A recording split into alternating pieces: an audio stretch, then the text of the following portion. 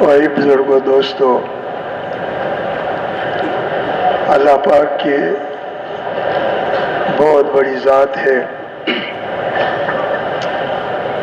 اللہ پاک نے اپنی طاقت سے اور قدرت سے سارے مخلوق کو پیدا فرمایا،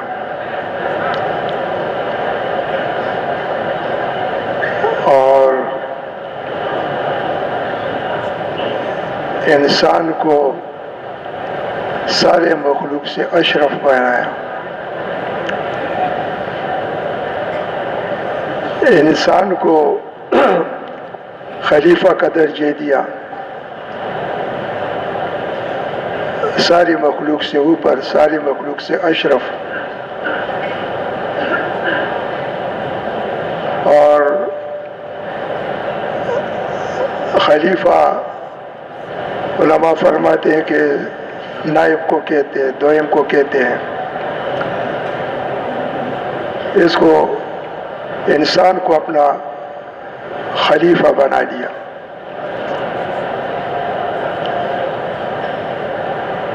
اور اللہ پاک نے بے شمار چیزیں پیدا فرمائی، اس میں علماء کرام فرماتے ہیں کہ دو چیزیں اللہ پاک نے جو پیدا فرمائی وہ سب سے زیادہ قیمتی۔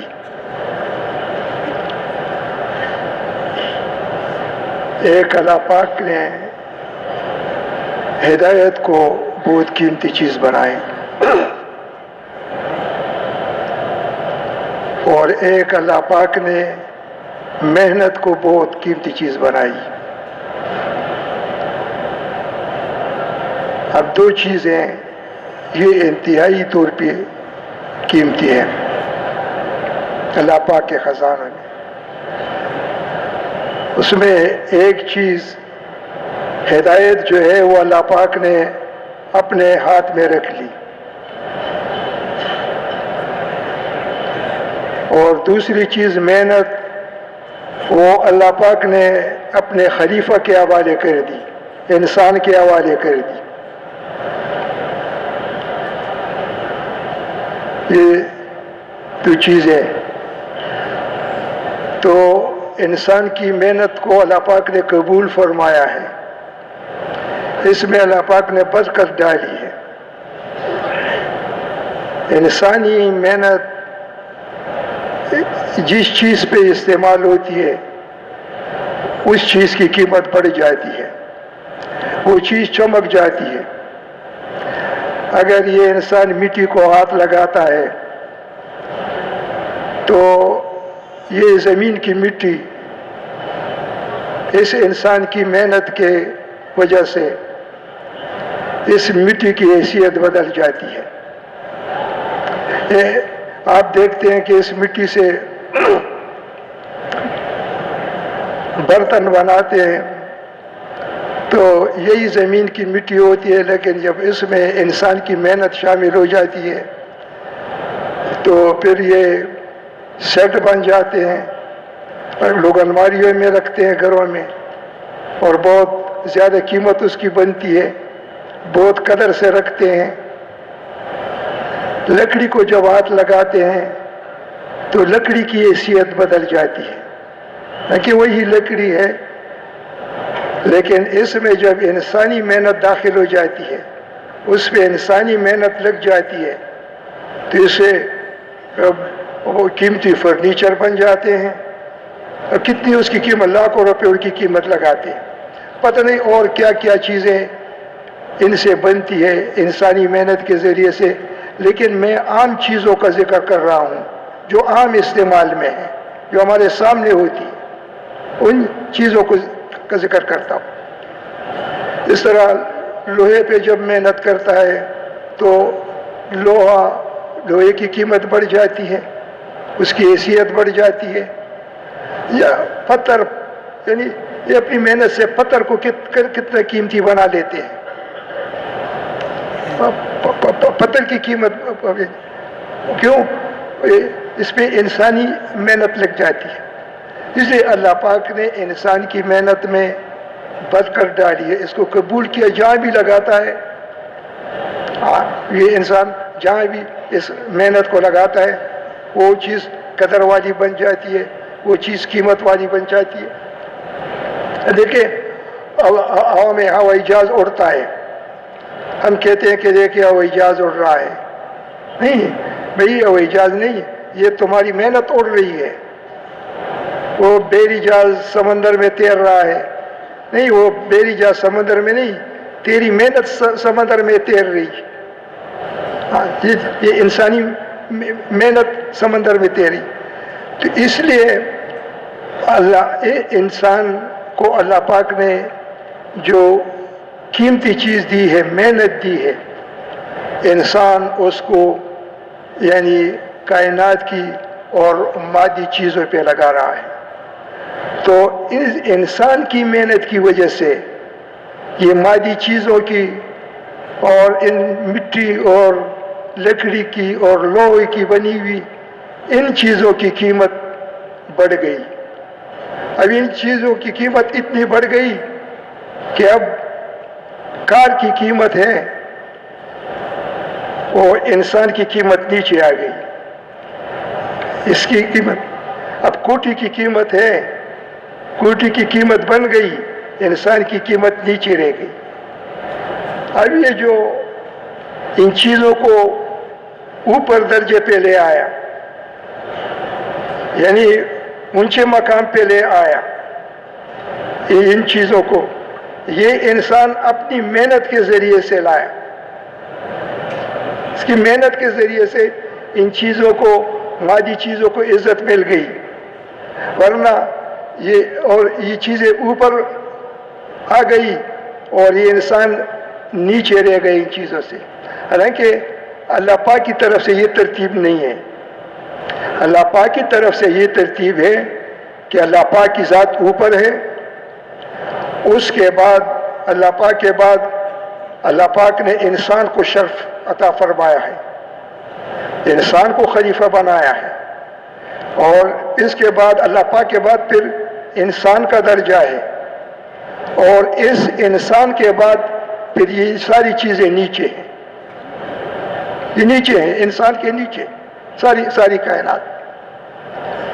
اب یہ ساری چیزیں اللہ پاک نے جو بنائی ہیں یہ اپنی استعمال کے لیے نہیں بنائی، یہ اس خلیفہ کے استعمال کے لیے بنائی۔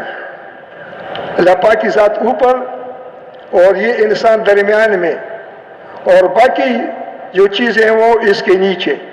یہ فطرتی ترتیب ہے اللہ پاک کی طرف سے، اور یہ صحیح ترتیب ہے۔ یہ اگر یہی ترتیب چلی تو یہ پھر انسان اپنے اصل مقام پہ ہے، لیکن ہم نے اپنی محنت سے ترتیب کو الٹا کر دیا۔ ہم نے اپنی محنت سے محنت کر کے، چیزوں پہ محنت کر کے ان چیزوں کو اوپر لے آیا، اور خود چیزوں کے انسان چیزوں کے نیچے رہ گیا، ترتیب بدل گئی۔ یہ فطرت کی ترتیب نہیں ہے، یہ ہماری اپنی بنائی ہوئی اور کی ہوئی ترتیب ہے کہ انسانیت کی جگہ بدل گئی، چیزوں کی بھی جگہ بدل گئی، چیزیں اوپر آ گئی، انسان نیچے چلا گیا، اس نیچے کی طرف آ گیا۔ اور یہ ایک کلیہ ہے، حضرت فرماتے ہیں کہ جب آدمی پہ حال آتا ہے اور آدمی کے پر کوئی مشکل کام آتا ہے، پھر وہ اس وقت حاجت میں یا تکلیف میں وہ اوپر کی طرف دیکھتا ہے۔ جس طرح آپ دیکھتے ہیں کہ ایک بچہ جب اس کو کوئی تکلیف پہنچتی ہے تو فوراً ماں کی طرف دیکھتا ہے،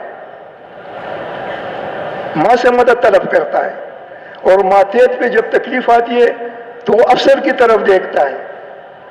تو اسی طرح یہ جب انسان پہ بھی کوئی مشکل آتی ہے، کوئی حاجت آتی ہے، حال آتا ہے، تو انسان بھی اوپر کی طرف دیکھتا ہے۔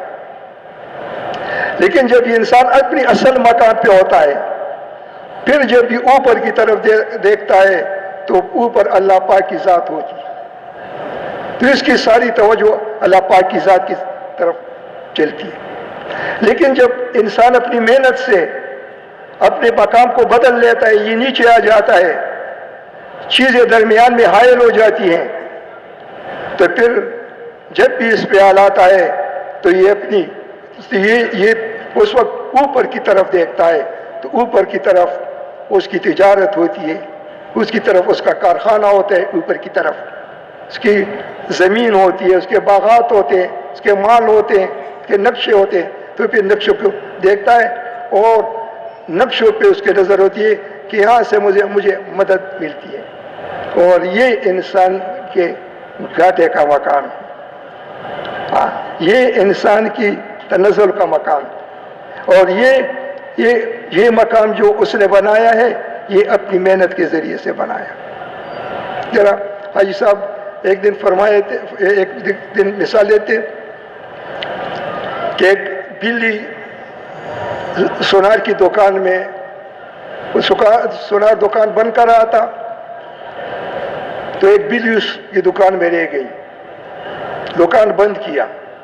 اب وہ تو سونار کی دکان ہے، سارے لوہے کی چیزیں ہیں، وہ اوزار ہیں، کوئی کھانے پینے کی چیز تو ہے نہیں۔ اب وہ بلی ساری رات پھرتی رہی، کھانے کی چیز تلاش کرتی رہی، اس کو بھوک لگ گئی۔ جب بھوک لگ گئی، کوئی چیز ملی نہیں، تو وہاں سوان پڑا ہوا تھا، سوان پہ اپنی زبان کو رگڑا۔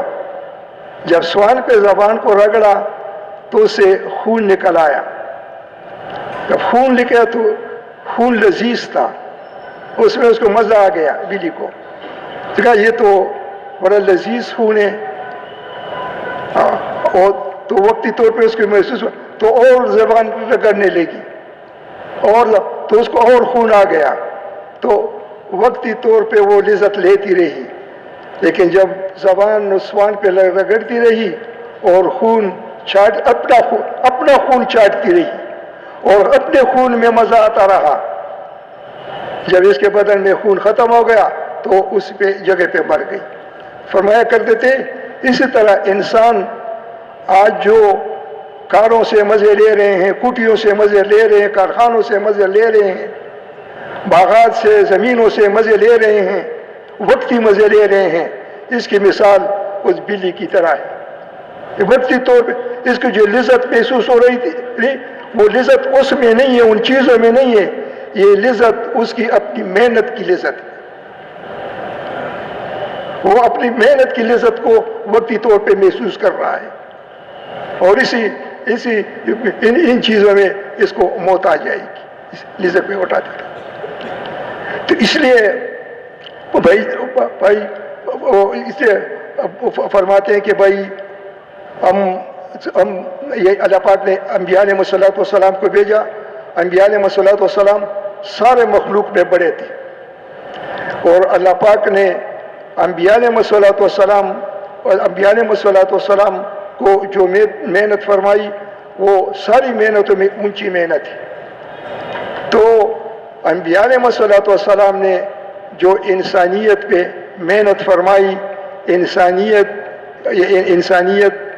کو یعنی انسانیت کی محنت کی جگہ جو بتائی کہ انسانیت کی محنت کا مقام جو ہے انسان خود ہے۔ جب یہ انسان اپنے اوپر محنت کرے گا، اپنی امت، تو اس کی محنت صحیح رخ پہ آ گئی۔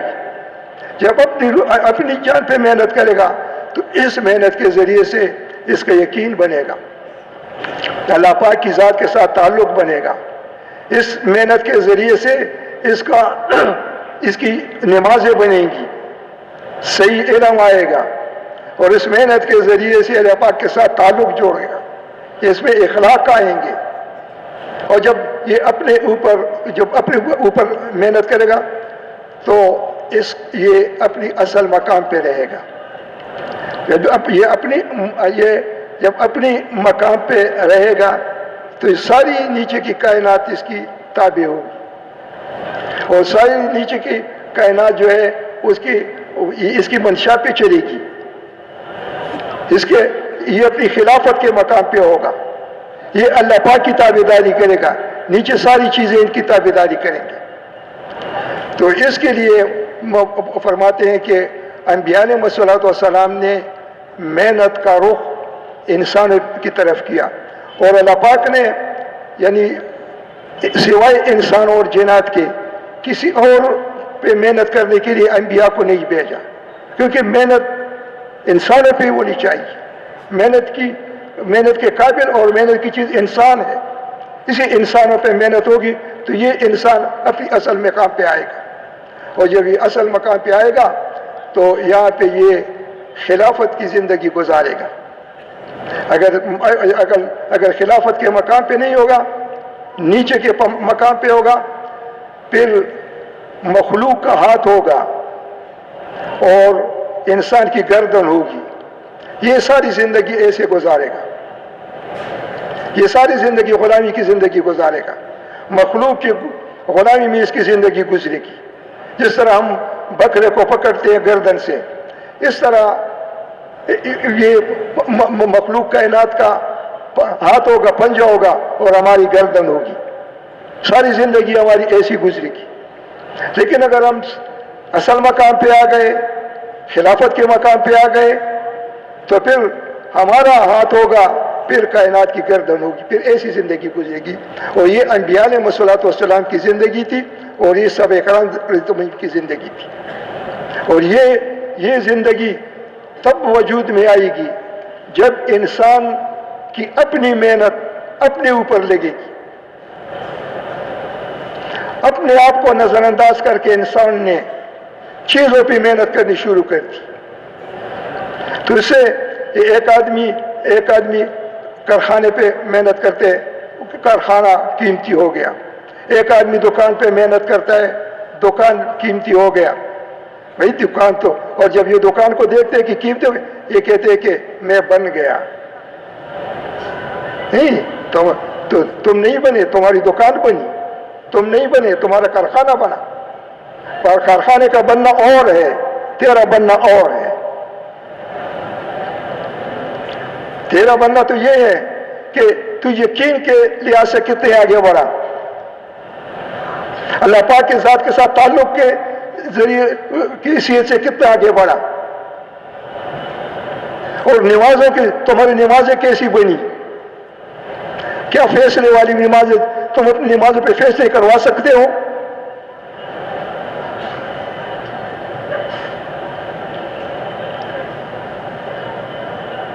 ایک نماز ایسی چیز ہے کہ اگر یہ ہم نے نمازوں پہ محنت کی اور ہماری نمازیں بن گئی تو ہمارے سارے مسائل اللہ پاک نمازوں کے ذریعے سے حل فرمائیں گے، ساری حاجتیں نمازوں کے ذریعے سے حل ہوں گی۔ 2 رکعت نماز پڑھ کر ہم سے سارے فیصلے کروا سکتے ہیں۔ ایسا فرمایا کرتے تھے کہ یہ سندھ میں ایک سڑک بن رہی تھی، وہاں انگریزوں کا زمانہ تھا، راستے میں مسجد آ رہی تھی، تو مسجد کو کچھ انگریز شہید کرنا چاہتے تھے، تو امروٹی رحمۃ اللہ علیہ آگے، انہوں نے کہا کہ کسی نے ہاتھ لگایا مسجد توڑنے میں تو ابھی میں 2 رکعت نفل پڑھ کر پوری برطانیہ کی سلطنت کو ختم کر دوں گا، کیونکہ اس نے یعنی اتنی دھمکی پہ بھی وہ ڈر گئے، انہوں نے مسجد توڑنی بند کر دی۔ اس لیے ہم اس قوت والی نمازیں بنا لیں، جب تک اپنے اوپر محنت کریں گے فیصلے والی نمازیں بنے گی، 2 رکعت پہ اللہ پاک سے فیصلے کروا لیں گے، اس پہ ہماری رزق کے مسئلے بھی حل ہوں گے۔ تو اس امت کے سارے مسائل نماز کے ذریعے سے حل ہوں گے،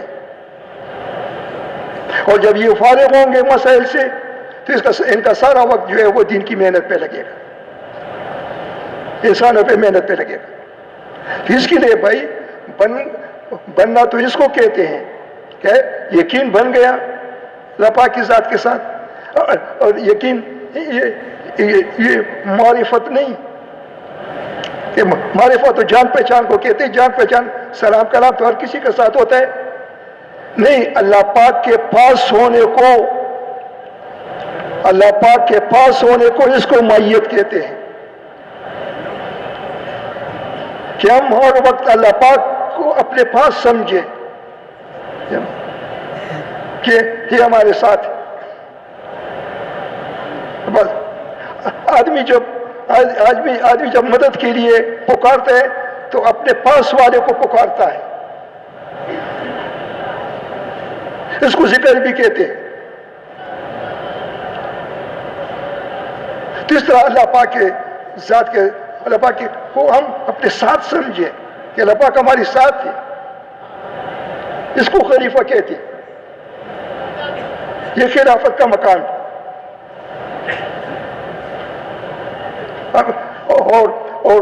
اور اس کے یہ اخلاق ہمارے بنتے رہیں گے۔ تو اس طرح جب انسان اپنے اوپر محنت کرتا ہے پھر یہ ترقی کر لیتا ہے اور اس کو اللہ پاک نے ویسے بھی دوسرے درجے پہ رکھا ہے، لیکن جب یہ اپنی عمر ہوتی ہے بہت قریب چلا جاتا ہے، یہاں تک کہ ان کی نمازیں معراج والی نمازیں بن جاتی ہیں۔ ان نمازوں کے ذریعے ان کو معراج نصیب ہوتا ہے۔ تو اس کے لیے بھائی بزرگوں دوستو، اب اللہ پاک نے حضور صلی اللہ علیہ وسلم کو بھیجا۔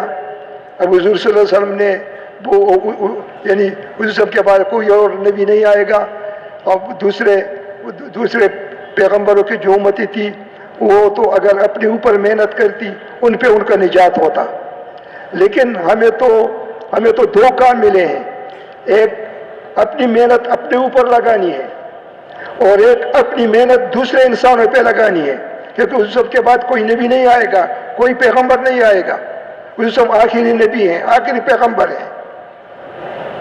اس لیے ساری دنیا کے انسانوں پہ ہم محنت کریں کہ ساری دنیا کے انسان جو ہے اپنی محنتوں کو بدل دیں۔ پہلے ہم اپنی محنت کو بدلیں گے، پہلے ہم اپنی محنت کو بدلیں گے، پھر ہمارا مقام تبدیل ہوگا۔ جب تک ہم اپنی محنتوں میں تبدیلیاں نہیں لائیں، اور ہمارے ذمہ تو ہے دوسرے انسانوں کی محنتوں کو بھی بدل دیں۔ ٹھیک ہے، کیا تم خاک میں لگے ہو، زمینوں میں لگے ہو، اس پہ محنت کر رہے ہو؟ عائشہ فرمایا کرتے تھے کہ اللہ پاک آج جو خزانے ظاہر ہو رہے ہیں، جو انسان اس کے لیے دوڑ دھوپ لگاتا ہے، آج جو خزانوں کے پیچھے لگے ہوئے ہیں، سارے خزانوں کی چابی اللہ پاک نے حضور سب کو پیش کر دی، اس کے حوالے کی۔ آج جو خزانے ظاہر ہو رہے ہیں، لیکن حضور سب نے خزانوں کی وہ چابیاں صحابہ کو نہیں بتائی، صحابہ کو وہ چابیاں نہیں بتائی کہ یہ چابیاں ایسا ہو کہ یہ بھی ان میں لگ جائیں، بلکہ صحابہ کو ایسے کام پہ ڈال گئے، ایسی محنت پہ ڈال گئے کہ خزانوں والے ان کے غلام بن گئے۔ خزانوں والے تو ہمارے پاس تو ایسی محنت ہے کہ ہم اپنے اوپر محنت کر کے، دوسرے انسانوں پہ محنت کر کے، وہ بھی ہماری ذمہ داری ہے کہ خزانوں والے جو ہے یہ غلام بن جائے۔ اب ہم غلامی کی زندگی گزار رہے ہیں، چیزوں کے نیچے زندگی گزار رہے ہیں، پھر جب محنت کو تبدیل کریں، پھر یہ چیزیں ہماری غلامی میں زندگی گزاری کی، یہ ہمارے غلام رہیں گے، ہم خلافت کے مقام پہ رہیں گے،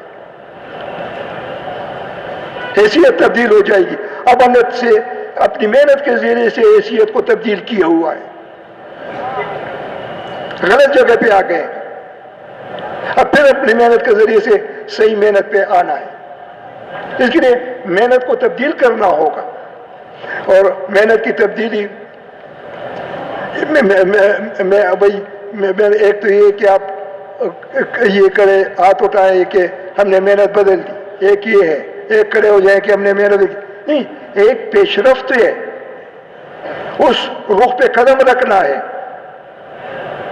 یہ 4 مہینے جو ہے یہ 4 مہینے پیش رفت ہوئے، یہ 4 مہینے قدم رکھنا ہے محنت کی تبدیلی کے لیے۔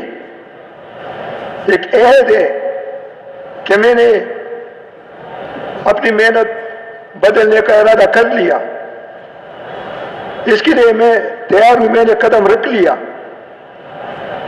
اس کے لیے وہ 4 مہینے کے وہ 4 مہینے کے لیے نکلتا رہے، نکل جائے، اور پھر اس کے بعد جب یہ اور ترقی کرے گا، یہ اور اپنے اوپر محنت کرے گا، اور انسانوں پہ محنت کرے گا، تو ان کی یعنی ان کے درجات بلند ہوں گے، اور ان کے ذریعے سے دوسرے انسانوں کی محنت تبدیل ہوگی اور ان کا مقام بھی تبدیل ہوگا۔ تو یہ ہماری ذمہ داری ہے کہ ہم انسانیت کو انسانیت کے مقام پہ لے آئے۔ ہم انسانیت کے مقام سے گر کر نیچے کے مقام پہ آ گئی ہے، تو پھر اس مقام سے اٹھا کر اصل مقام پہ لانا ہے، لیکن اس کے لیے محنت کی تبدیلی ضروری ہے۔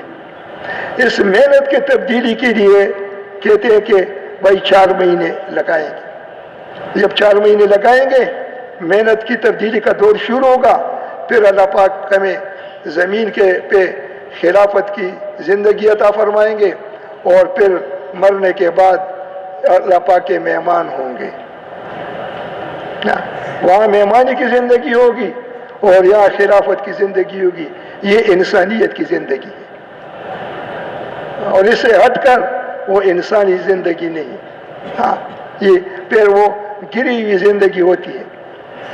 تو اس کے لیے بھائی ایک تو یہ کہ جنہوں نے محلوں میں ارادے کیے کہ محلوں سے 4 مہینے کی جماعت بنی ہے، یا پہلے سے ساتھیوں کے ساتھ ارادے کیے، میں ان سے نہیں کہتا کہ آپ بھائی ارادہ کر لیں، وہ جو صرف ایک چادر کے ساتھ اجتماع میں آئے ہوئے ہیں، یا کوئی ان کا ارادہ بھی نہیں ہے، یا ایک رات کے لیے آئے ہیں، یہ سارے کے سارے جو ہے یہ اس بات کی عزم کر لے کہ انشاءاللہ میں جب یہ اجتماع کے ختم ہونے پر، اور جب ہم مغرب کے بیان ہوگا تو مغرب کے بیان میں ہم نہ 4 مہینے دیں گے، اور 4 مہینوں کے لیے انتظار نہیں کریں گے، تاکہ ہماری محنت میں تبدیلی آ جائے۔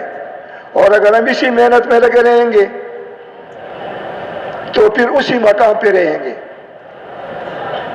تو پھر ہم ایک ایک چیز کے غلام رہیں گے، ہر چیز ہماری اوپر حکومت کرے گی،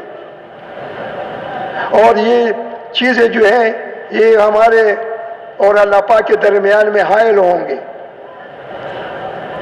ہم جب اوپر نظر کریں گے تو اللہ پاک کی ذات پہ نظر نہیں پڑے گی، چیزوں پہ نظر پڑے گی۔